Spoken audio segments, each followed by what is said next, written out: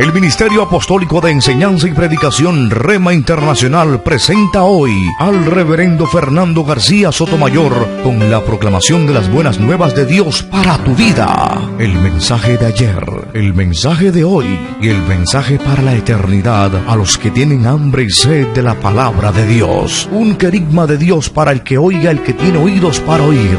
Escuche el dabar del Eterno a las naciones. Ahora es el tiempo para recibir el rema del Espíritu Santo a tu espíritu. Escuchemos con fe la memra del Señor para el alma. Que suene la trompeta. A continuación, la revelación del Espíritu Santo de Dios a nuestro amigo y amado Reverendo Fernando García Sotomayor. Dice la palabra de Dios en el libro de Levítico. Vamos a leer del capítulo 23, los versículos 23 al 25. Libro de Levítico, capítulo 23, versículos 23 al 25. Leo la Sagrada Escritura en el nombre del Padre, y del Hijo, y del Espíritu Santo. Y habló Jehová a Moisés, diciendo: habla a los hijos de Israel, y diles: en el mes séptimo, al primero del mes, tendréis día de reposo, una conmemoración al son de trompetas y una santa convocación. Ningún trabajo de siervos haréis, y ofreceréis ofrenda encendida a Jehová. Dios nos bendiga por esta palabra. El título de esta disertación: que suene la trompeta. Se ha enseñado erróneamente en la iglesia que las fiestas aquí referenciadas eran requerimientos pasados. La fiesta de la Pascua, la fiesta de las primicias, la fiesta del Pentecostés, la fiesta de la expiación, que antiguamente Dios había impuesto para que fueran obedecidos por el pueblo de Israel. Algunos le llaman las fiestas judías. También se ha enseñado que estas fiestas fueron cumplidas espiritualmente por el Mesías Yeshua, el Mesías de Israel, y por lo tanto canceladas o eliminadas por su obra mesiánica, por lo cual los creyentes no tienen nada que ver con las fiestas de Levítico 23. ¿Cuán lejos están de las eternas intenciones del Santo? Pues nuestro Señor vino a darles su completo significado, no vino a eliminarlas o a cancelarlas. Repito eso. Esto está lejos de las intenciones que tenía nuestro Dios. El Señor vino a darle su completo cumplimiento. Él vino a darle su verdadero significado. Él vino a revelar la esencia espiritual de cada una de ellas.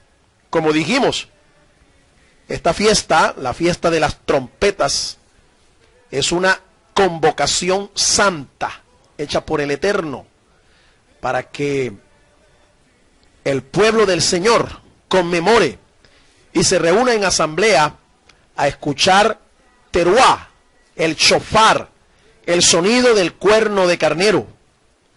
Vamos a exponer un estudio sobre los distintos nombres de esta conmemoración y el sentido que tiene para nosotros, los cristianos, los seguidores de Jesús, el Mesías de Israel. El primer nombre que se le da es tiempo de Teshuvah.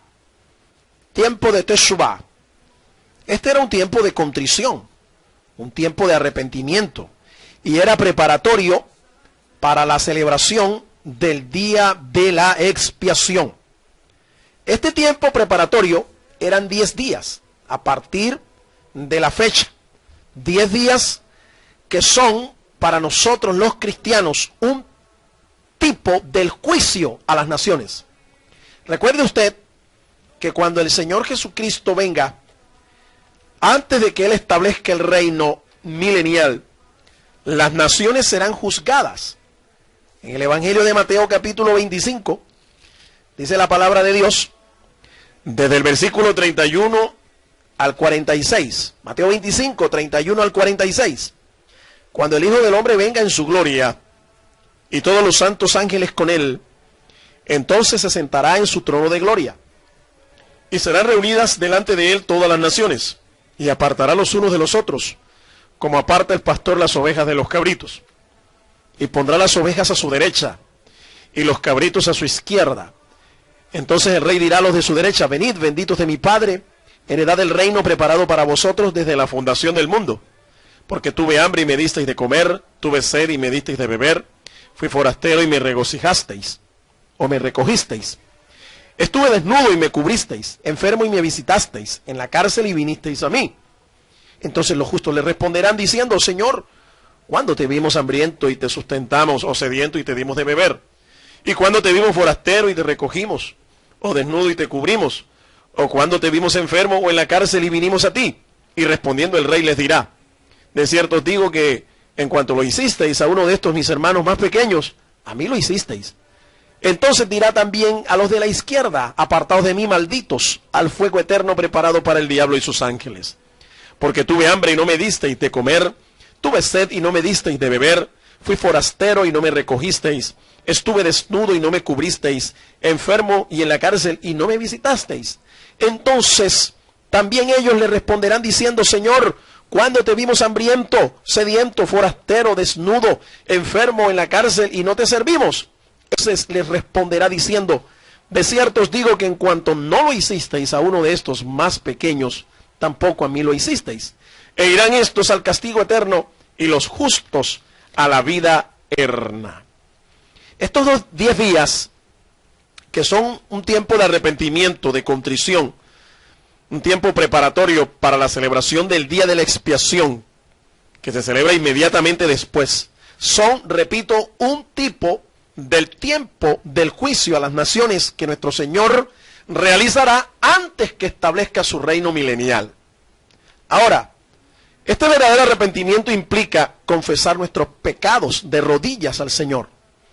Y es importante que nosotros entendamos, así lo hacían los judíos, al confesar sus pecados lo hacían de rodillas.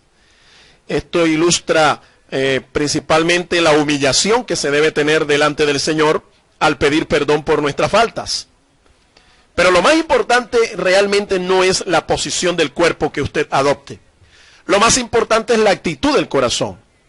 La Biblia habla de la historia de un fariseo y un publicano que estaban en el templo de Jerusalén.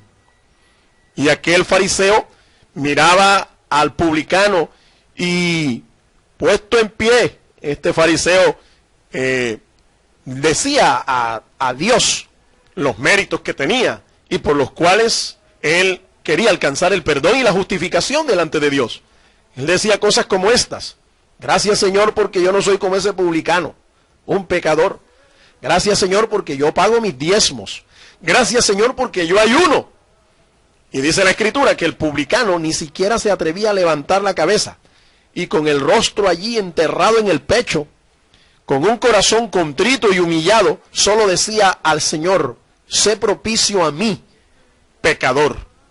Este hombre realmente ilustra la verdadera actitud que debemos tener nosotros cuando vamos a pedir perdón al Señor por nuestros pecados. Aquel fariseo creía que su justicia y sus méritos y sus obras podían alcanzar la justificación.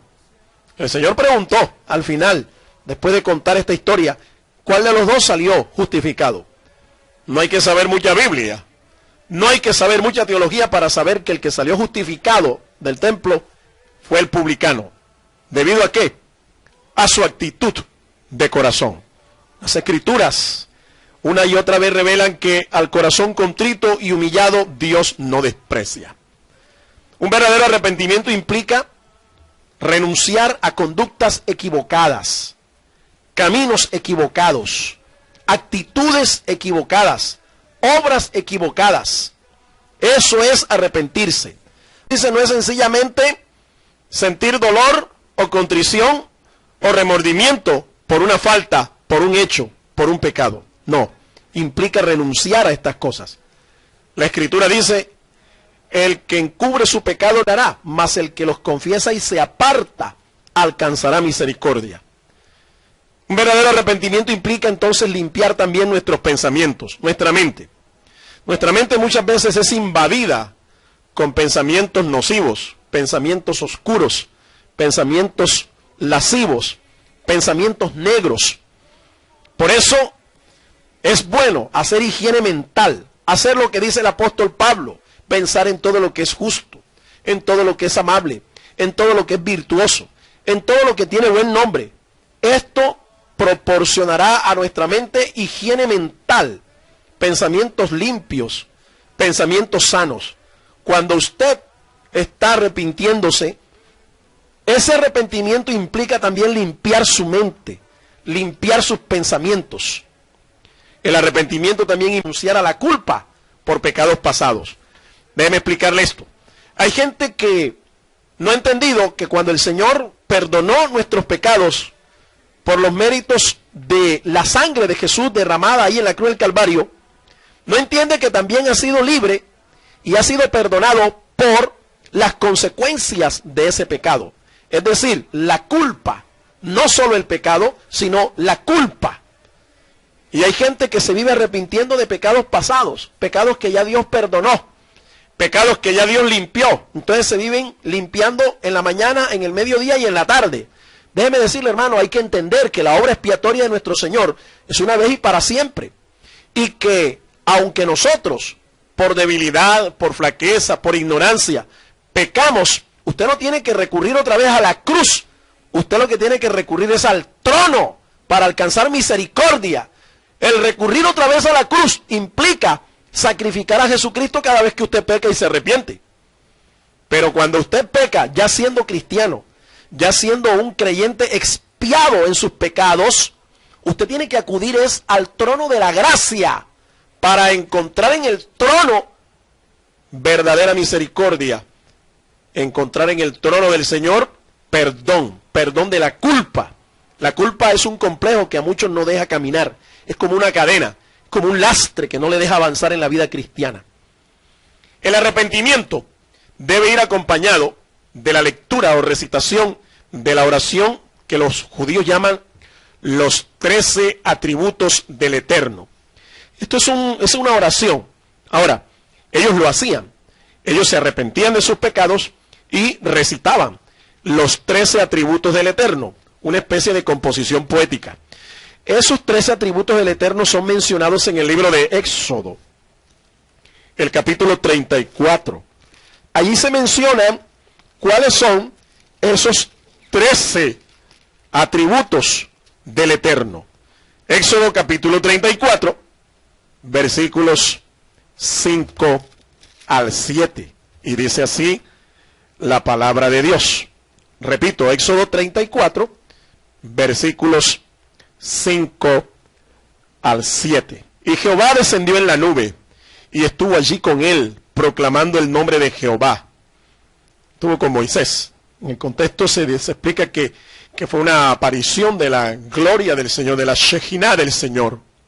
Y pasando Jehová por delante de él, proclamó: Jehová, Jehová, fuerte, misericordioso y piadoso, tardo para la ira, y grande en misericordia y verdad, que guarda misericordia a millares, que perdona la iniquidad, la rebelión y el pecado, y que de ningún modo tendrá por inocente al malvado, que visita la iniquidad de los padres sobre los hijos, y sobre los hijos de los hijos, hasta la tercera y cuarta generación. Ahí están los 13 atributos del Eterno. Los judíos, cuando pedían perdón por sus pecados, cuando hacían el tiempo de Teshuvah, ellos recitaban esta oración de los 13 atributos del Eterno, y ellos, al invocar esta oración, ellos esperaban, al invocar los atributos del Señor, ellos invocaban que esto en sus vidas se hiciera realidad, que el Señor tuviera misericordia y perdonara sus pecados. Ahora, mi hermano, los cristianos hoy en día son llamados al arrepentimiento, para que vengan del Señor tiempos de avivamiento y restauración. En el libro de los Hechos de los Apóstoles, el capítulo número 3 y los versículos 19 al 21, oiga lo que dice el apóstol inspirado de Dios, el apóstol Pedro. Capítulo 3, versículos 19 al 21. Así que arrepentíos y convertíos, para que sean borrados vuestros pecados, para que vengan de la presencia del Señor tiempos de refrigerio, tiempos de avivamiento, y Él envía a Jesucristo, que os fue antes anunciado, a quien de cierto es necesario que el cielo reciba hasta los tiempos de la restauración de todas las cosas, de que habló Dios por boca de sus santos profetas, que han sido desde tiempo antiguo. Los cristianos son llamados también al arrepentimiento y a la verdadera conversión. ¿Para qué? Para que vengan del Señor tiempos de avivamiento, tiempo de restauración, tiempo de renovación. Así que, escúcheme, un verdadero crecimiento será el producto de un verdadero arrepentimiento. No podemos esperar que una iglesia crezca integralmente de acuerdo al propósito de Dios. No podemos esperar que haya avivamiento si primero no hay arrepentimiento y conversión al Señor. El segundo nombre que recibía esta celebración, esta fiesta, es el Rosh Hashanah. Rosh Hashanah. La expresión significa cabeza del año. Es la fecha que ganó este título cuando los rabinos crearon el calendario civil, que sería usado para los judíos que vivieran en la tierra de Israel. Cabeza del año, Rosh Hashanah. Déjeme decirle, es que en Israel hay dos calendarios, uno civil y uno religioso. El calendario religioso empezaba con la celebración de la fiesta de la Pascua, el Pesaj. Pero ahora ellos manejan un nuevo calendario, uno civil. Este calendario es relativamente nuevo en comparación con el antiguo calendario, el calendario religioso. Esta festividad, para información de nuestros amados oyentes, se acabó de celebrar este día jueves, el jueves pasado. Y la celebración empieza el jueves, fin del año del calendario religioso, pero al día siguiente, el viernes, en el día de ayer comenzó el Rosh Hashanah. A partir de estos 2 días, se suman 8 días más y se completa el tiempo de preparación que hemos llamado el tiempo de arrepentimiento, el tiempo de Teshuvah. 10 días preparándose para celebrar el día de la expiación. Era el año nuevo. El Rosh Hashanah es eso, año nuevo.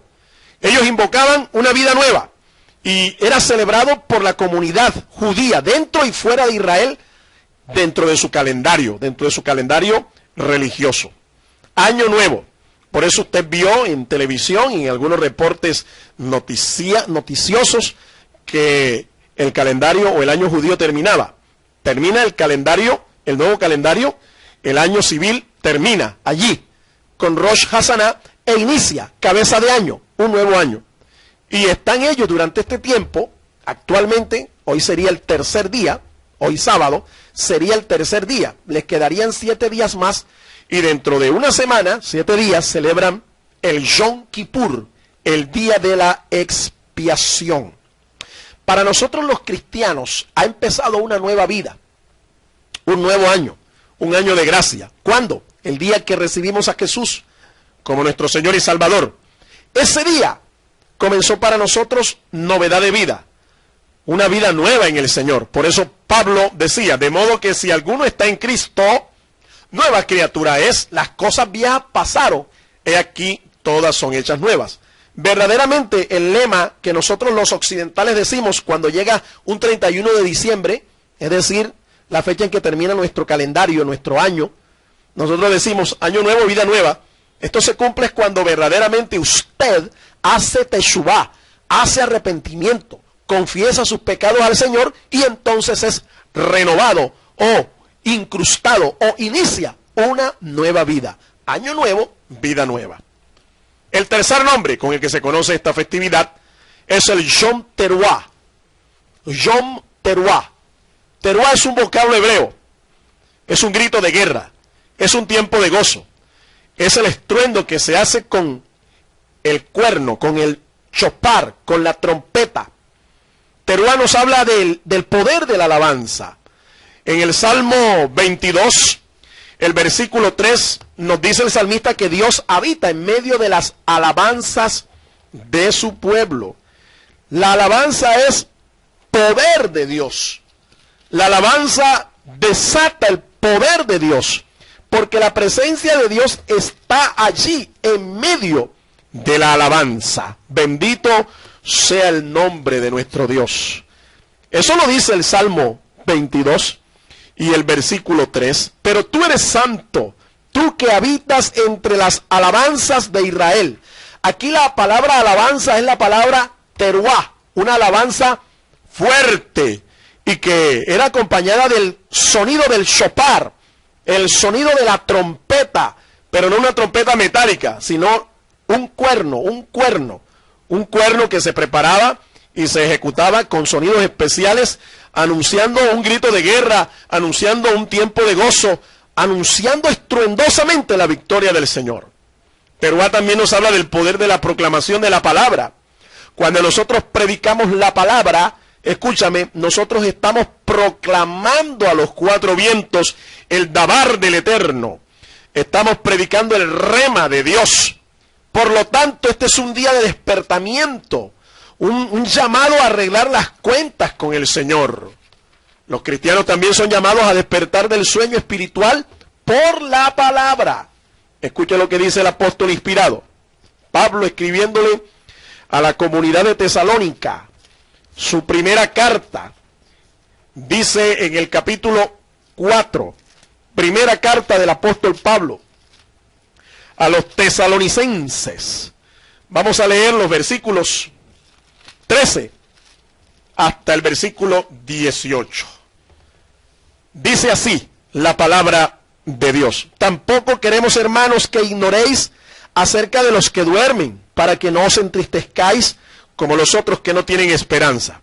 Porque si creemos que Jesús murió y resucitó, así también traerá Dios con Jesús a los que durmieron en él. Por lo cual os decimos esto en palabra del Señor, que nosotros que vivimos, que habremos quedado hasta la venida del Señor, no precederemos a los que durmieron.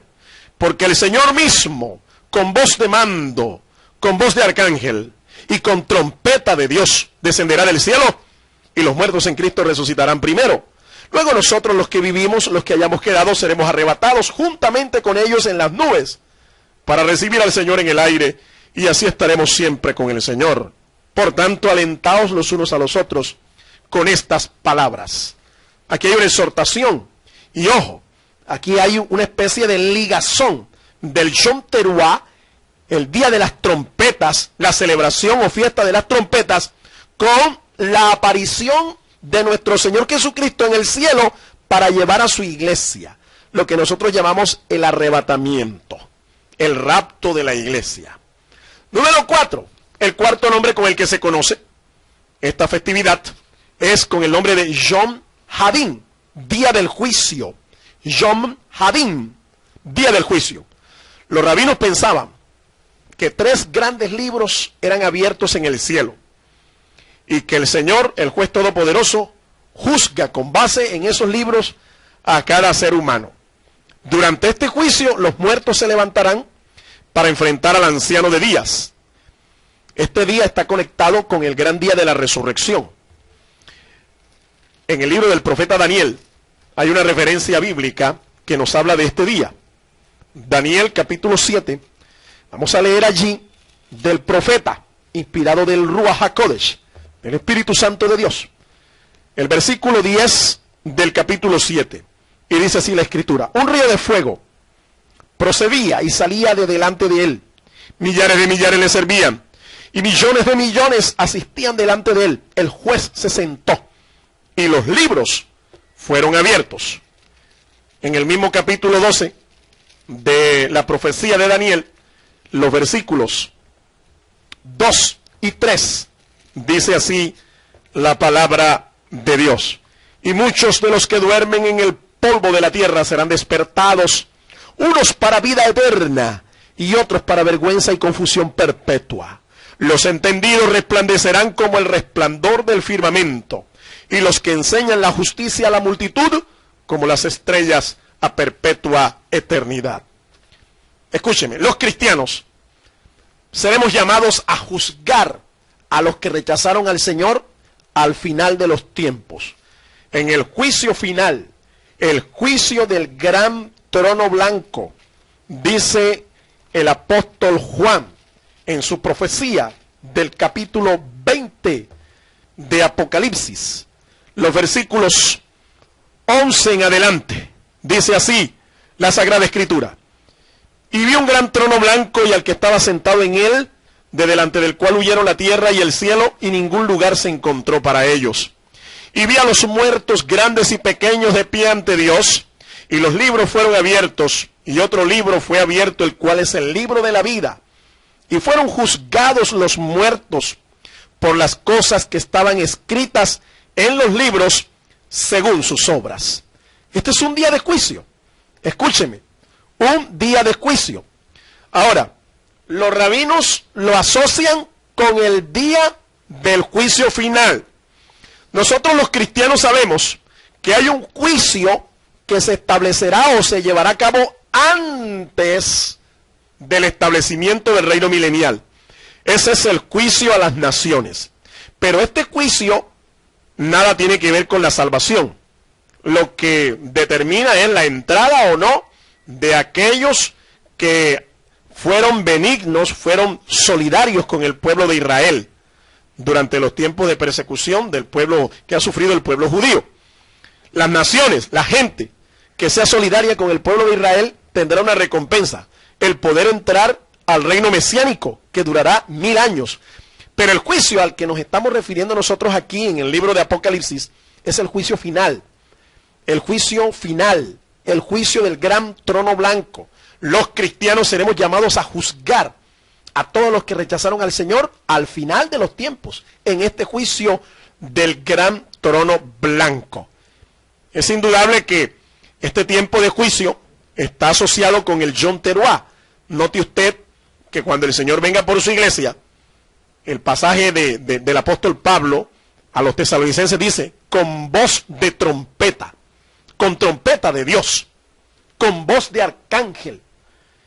¿A qué trompeta se está refiriendo? A este tiempo, mi estimado hermano, a este tiempo de celebración, el Yom Teruah, el día de las trompetas. Y número 5, este tiempo también se conoce con el nombre de Kiblei Shel Mashiach. Kiblei Shel Mashiach. Esta es una alusión a los dolores de parto del Mesías. Dolores de parto del Mesías. Los judíos saben que hay un tiempo amargo al cual ellos tienen que enfrentarse. Un tiempo de dura persecución. Los cristianos le llamamos a este tiempo la gran tribulación. Pero el profeta Jeremías le da un nombre diferente. Vamos a mirar en el capítulo 30 de la profecía de Jeremías, los versículos 4 al 7, para distinguir a qué tiempo de dolores de parto se está refiriendo aquí el profeta. Capítulo 30, libro del profeta Jeremías, los versículos 4 al 7. Estas son pues las palabras que habló Jehová acerca de Israel y de Judá. Porque así ha dicho Jehová, hemos oído voz de temblor, de espanto y no de paz. Inquirid ahora y mirad si el varón da a luz, porque he visto que todo hombre tenía las manos sobre sus lomos, como mujer que está de parto, y se han vuelto pálidos todos los rostros. ¡Ah! ¡Cuán grande es aquel día! Tanto que no hay otro semejante a él, tiempo de angustia para Jacob, pero de ella será librado. ¿Cómo le llama el profeta Jeremías a este tiempo de gran tribulación que el Señor describe que va a pasar Israel? Tiempo de angustia para Jacob. Los judíos piensan que su nación está aquí representada por Jacob. Jacob, recuerde que es el nombre que tenía el patriarca y que después fue cambiado a Israel. Así que ellos piensan que este tiempo de dolores de parto es el tiempo en el cual ellos van a sufrir antes de que venga el Mesías y establezca el reino en el cual Israel será cabeza de naciones. Pero es algo interesante que el Señor Jesús también anunció que estos principios de dolores se vivirán antes del arrebatamiento de la iglesia en gloria y el posterior establecimiento del reino. Escuchen las palabras de nuestro Mesías. En el capítulo 24 del Evangelio de Mateo, nosotros escuchamos las palabras textuales del Señor en su discurso escatológico del templo de Jerusalén, cuando estuvo allí dice el capítulo 24, cuando Jesús salió del templo y se iba. Ahí comenzó su discurso. Un discurso escatológico que también se encuentra en el Evangelio de Marcos, capítulo 11, y también en el Evangelio de Lucas, capítulo 21. Dice en el capítulo 24 de Mateo, versículo 8, y todo esto será principio de dolores. Todo esto. ¿Qué es esto a lo que se refiere el Señor aquí? Bueno, en el contexto del pasaje nosotros encontramos que a lo que se refería el Señor como tiempo de principio de dolores era que se levantaría nación contra nación, reino contra reino, que habría pestes y hambres y terremotos en diferentes lugares, que escucharíamos de guerras y de rumores de guerras, y decía el Señor, pero todo esto es necesario que acontezca, pero no es el fin, que vendrían muchos en su nombre diciendo que ellos eran el Cristo, el Mesías, y que engañarían a muchos. El Señor una y otra vez dice, mirad que nadie os engañe, mirad que nadie os engañe, porque estas cosas sencillamente serán señales que estarán asociadas con la venida del Señor, la venida del Señor por su iglesia, la venida del Señor en gloria a su pueblo Israel, el fin de esta dispensación de gracia. Mi estimado hermano, estas son las cosas a las que se refería el Señor con el nombre de tiempo de dolores o principio de dolores. Principio de dolores. Este tiempo está asociado con los dolores que va a sufrir la iglesia antes que aparezca el Mesías, el Redentor por ella. Estos son pues entonces los 5 nombres con que se reconoce la conmemoración de la fiesta de las trompetas. Tiempo de Teshuvá, tiempo de contrición y arrepentimiento. El Rosh Hashanah, cabeza del año. El Yom Teruah, día de las trompetas, día de celebración. El Yom Hadin, día del juicio. Y el Kiblei Shel Mashiach, Kiblei Shel Mashiach, dolores de parto del Mesías, principio de dolores. Y quiero concluir en esta hora. Yom Teruah es un día de celebración profético en su naturaleza. Celebración profética en su naturaleza. No era sencillamente una fiesta de gozo, de alegría, de ruido, de estruendo, no. Los judíos que no han reconocido que Jesús es el Mesías, lo ven en la perspectiva del reino. Nosotros los que hemos reconocido que Jesús es el Mesías, y no solo el Mesías para Israel, sino el Mesías para todas las naciones, el Redentor, el ungido de Dios para todas las naciones, nosotros lo vemos en la perspectiva de nuestra gloriosa esperanza. ¿Cuál es la esperanza gloriosa de la iglesia? El arrebatamiento de la iglesia. Nosotros no creemos, escúcheme, que la iglesia pasará por este tiempo de gran tribulación, dolores de parto del Mesías. Creemos que la iglesia vivirá los principios de dolores, pero quien verá el alumbramiento del Mesías, en otras palabras, en palabras figuradas, quien verá y quien reconocerá que Yeshua es Hamashiach, el Mesías de Israel, es Israel. El pueblo que lo rechazó, ellos lo reconocerán. Ellos verán que nace el Mesías, que aparece el Mesías, y entonces serán redimidos. Algunos piensan que la venida del Señor por su iglesia será en un día como este. Esto es interesante. Algunos piensan que cuando el Señor aparezca por su iglesia, será en medio de una celebración de trompetas, el Yom Teruah. Por eso, el llamado de la trompeta es este. Y conociendo el tiempo, que ya es hora de levantarnos del sueño, porque ahora está más cerca de nosotros nuestra salvación que cuando creímos. La noche está avanzada y se acerca el día. Desechemos pues las obras de las tinieblas y vistámonos las armas de la luz. Este es el llamado de Pablo a la iglesia de Roma, en el capítulo 13, los versículos 11 y 12. ¿Por qué creían los judíos y por qué muchos teólogos, comentaristas cristianos creen que la aparición del Señor por su iglesia será en una fiesta de las trompetas? Mi amado hermano, el calendario judío es diferente del nuestro. El calendario judío tiene dentro de sus meses la celebración de Yom Teruah. Pero el calendario judío comienza no en la era cristiana, por obvias razones. Israel no ha reconocido que Jesús es el Mesías. Ellos rechazaron al Mesías. De modo que ellos, su calendario, además de que es diferente en su naturaleza, nuestro calendario occidental, o también llamado grecorromano, es un calendario solar. El de ellos es un calendario lunar. Está basado en las estaciones de la luna. Es lunar. Pero además de esa diferencia, la diferencia radica en el hecho principal de que nuestro calendario comenzó con la era cristiana, es decir, el nacimiento de Cristo marca el inicio. Pero para los judíos no. El calendario que ellos manejan comienza desde los días de Adán, el primer hombre creado por Dios, y se extiende a través de toda la era cristiana hasta llegar a nuestros días. En el calendario de ellos hacen falta 20 años para llegar al año 6000. Repito eso. En el calendario judío hacen falta 20 años. 20 años para llegar al año 6000.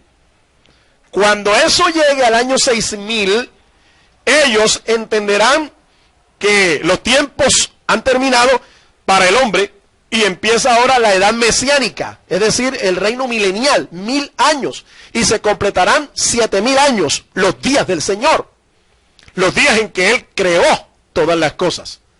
Hay una epístola no canónica llamada la epístola de Bernabé, que enseña esto que hemos dicho. La humanidad tendrá 6 días, 6000 años, y cuando terminen esos 6 días, entonces entrará el día del Señor, el séptimo día, el día del reposo, el día del reino milenial, el tiempo de la edad de oro, el reino del Señor, el reino mesiánico. Si esto es así, escúcheme, estamos hablando entonces de que entre los judíos existe la plena certeza de que su Mesías aparecerá en el año 2027 de nuestra era. Año 2027 de nuestra era cristiana. En el calendario de ellos, año 6000. En nuestro calendario, año 2027. Y que aparecerá en un Yom Teruah, más exactamente, un 2 o un 3 de septiembre del año 2027. Esta es la plena certeza que tienen los judíos en el día de hoy acerca de la aparición del Mesías y el establecimiento del reino milenial. Nosotros los cristianos sabemos que cuando el Señor aparezca, primero vendrá por su iglesia, y después de 7 años, entonces Él vendrá y aparecerá a Israel y establecerá el reino milenial. Por eso hay que estar preparados, porque la venida del Señor está más cerca de lo que nosotros pensamos. Déjeme decirle, yo no estoy profetizando aquí, yo no estoy proclamando que Jesucristo viene el 2 o el 3 de septiembre del año 2027 de nuestra era. Lo que estoy diciendo es que esta es una certeza que se tiene en el corazón del judaísmo. Ellos tienen una esperanza gloriosa puesta en el reino, en la aparición del Mesías y del reino mesiánico. Nosotros la tenemos puesta en la aparición del Señor, en el arrebatamiento de la iglesia. Lo importante es que usted esté preparado. Sea usted un creyente en Jesucristo, o sea usted un judío que aún no ha reconocido a Jesús como su Mesías. Usted debe estar preparado porque la venida del Señor se acerca. Estamos viviendo los tiempos finales, los tiempos del fin. Yom Teruah nos invita a estar preparados para la venida del Señor. Amén. El Ministerio Apostólico Rema Internacional pone a disposición esta predicación. Ofrecemos ministración a simposios, seminarios, campañas evangelísticas, educación globalizada sana y de carácter interdenominacional. Escríbanos a ministerioremainternacional@gmail.com o llámenos al celular 316-270-7181.